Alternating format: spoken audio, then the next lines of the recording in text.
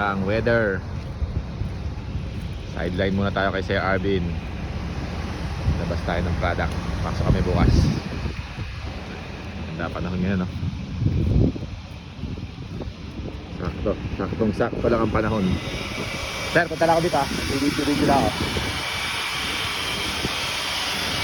Tayo dito sa malaking lobster.